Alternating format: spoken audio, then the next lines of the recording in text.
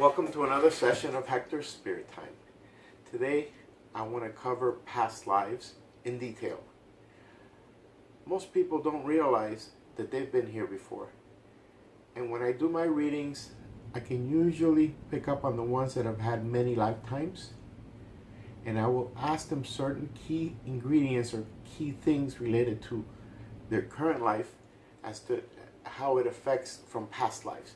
For example, I might ask you if you remember your dreams.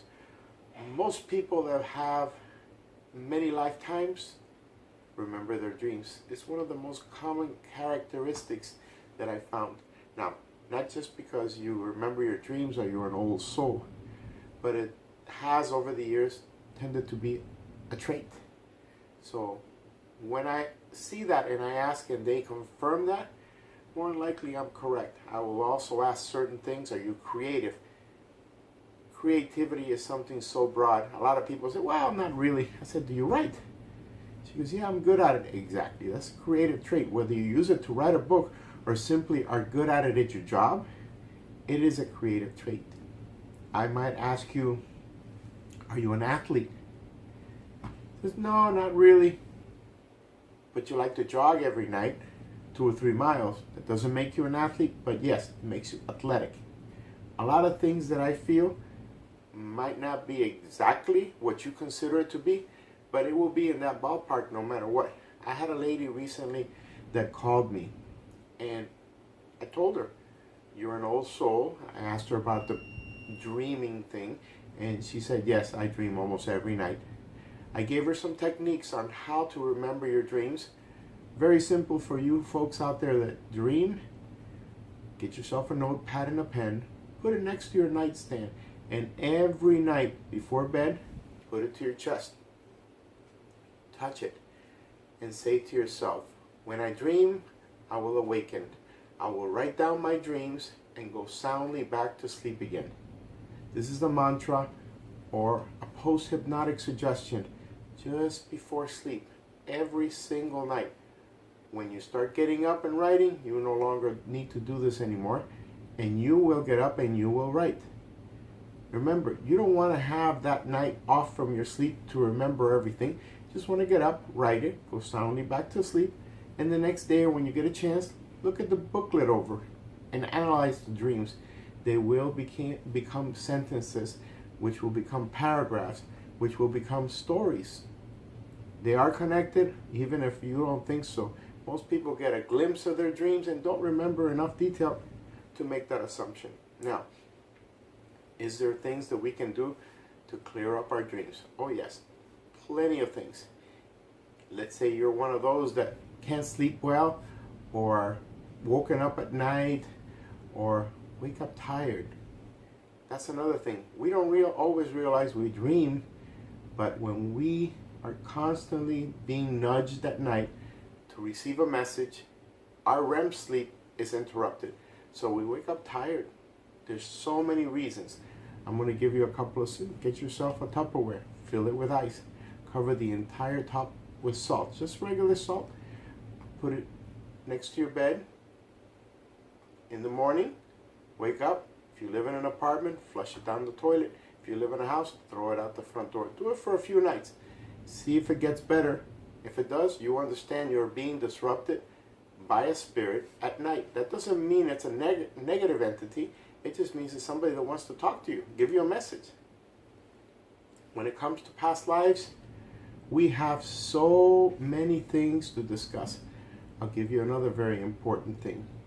The person you're with, if you're married, if you have a boyfriend, a girlfriend, if everything from the beginning flowed and it looked like you guys knew each other, often they even get deja vu.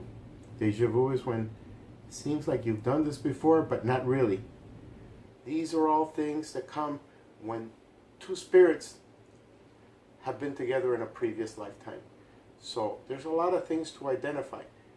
Also, more than likely, I would say a good 50% of the times that we connect with somebody, especially in the relationship of partners, husband and wife, mother and daughter, father and daughter, what have you, it's because they needed to fix something that in that other lifetime they did not do as it were supposed to be. So identify what the difference is and think about them. Are there reasons that we have this way of dealing with each other? If there isn't, try to be objective, separate yourself and look at it and realize this is something that's being echoed or imposed upon you from something that happened before, and the whole object of this lifetime is to overcome that. So overcome it. Make a conscious decision, especially when there isn't a reason for you to act a certain way. The whole idea of this next lifetime is so you don't come back with the same issues. Believe me, if you do not complete it, and I'm not saying you have to, sooner or later, in one of your many lifetimes to come, you will be with that person again, perhaps in a whole different scenario. I spoke with a woman about 2 weeks ago, and I still remember because she laughed so funny. I said, you have a daughter, but she acts like your mother. She goes, oh my God, you have no idea how much I have to put her in her place. She's 18 years old and wants to run the mom, wants to tell her when to sleep, what to eat. In that lifetime, and the reason I asked is because that daughter was her mother. So in this lifetime, it is what it is. It is not what it was in that lifetime. So assert who you are here. If that younger person wants to run you, make sure they understand that you're the parent or you are the adult. That other lifetime has its place, but remember, this is to learn lessons. It's not to let that other lifetime infringe or control this lifetime. Always keep that in mind. Once you realize there's something weird, try to analyze, try to overcome it so that you can complete your mission in this lifetime. A lot of people say, oh, is that my twin flame? Is that my half apple? There's many, many half apples, many twin flames in each person's lifetime. This is a big world. Imagine if there was only one and they were born in China and you were born in the United States. The odds are you probably never meet. I would say there are dozens. Some are the package, which has almost everything that is needed to complete that word twin flame. But it doesn't mean it's the wrong one. Some come to enhance your job, your career, your life. Some come to help you overcome obstacles. Maybe you have an alcohol addiction. Maybe there's something wrong that person comes in to fulfill. There are so many reasons the perfect couple will come for you. And there's not one, there's many. Some people are fortunate. I had a lady who was married 3 times. All 3 of the partners, they were the right partners. The first one, at 18 they married. At 30 he passed. Perfect life, 1 child. Second partner, got married at 33. Beautiful relationship, 1 more child. That person died of a traffic accident at 48. She remarried at 55. She's still married to that one.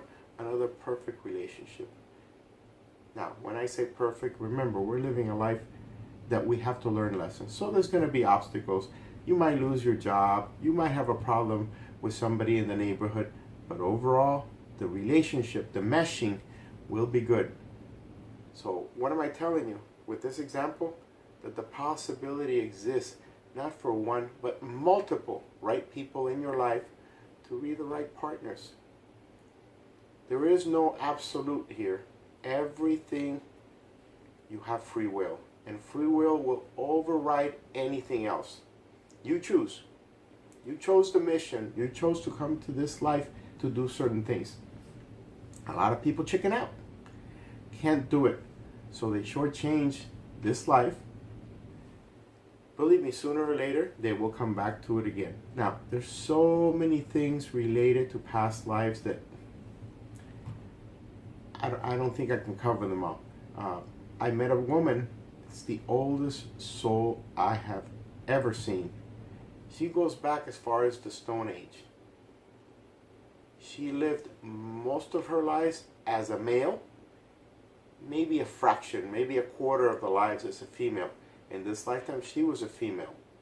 And I asked her, are you the type that is very strong? You have your own business? She goes, no, but I am in charge of my job. I run everything. I'm not just the office manager. I run it all. All her lifetimes were masculine, strong, bossy.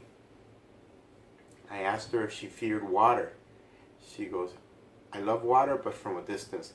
She goes, why do you ask? I said, because you drowned twice in previous lifetimes. So for you, water is a taboo. This will not happen in this lifetime. Perhaps what you're here to do is to learn to overcome that. So slowly touch the water, get in the water until you completely overcome. For people like that, I like to send them to hypnosis. It's a lot more target oriented than general therapy, and it will directly reach the subconscious to let them learn to overcome this.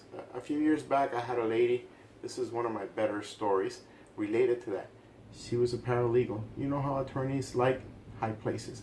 Well, she was scared of heights. Her entire career, she had to find offices and ground floors. That very limited her career options. I sent her to a hypnotist client of mine, who is also a friend. She works here in Broward County, and she is wonderful. So I recommended her go see her. She went to see her. First 3 sessions only. She's been working downtown on the 11th floor for many years already. It was such a success, and she's still my client. Every once in a while she'll call me for a reading. But she still is in awe how 3 simple sessions to get rid of something that has affected her in a lifetime. It's incredible things you could do with the mind, positive and negative. Learning to stop sabotaging is one of the key ingredients to achievement in this life. So it's not all spirit. Sometimes it's us. Sometimes we program ourselves for failure, and no matter what we do, we seem to find a way to mess up. A lot of these things can be reprogrammed. A lot of these things can be changed by identifying when it started and how to avoid it or how to fix it. I spoke with a lady the other day who had been my client maybe 14 years ago.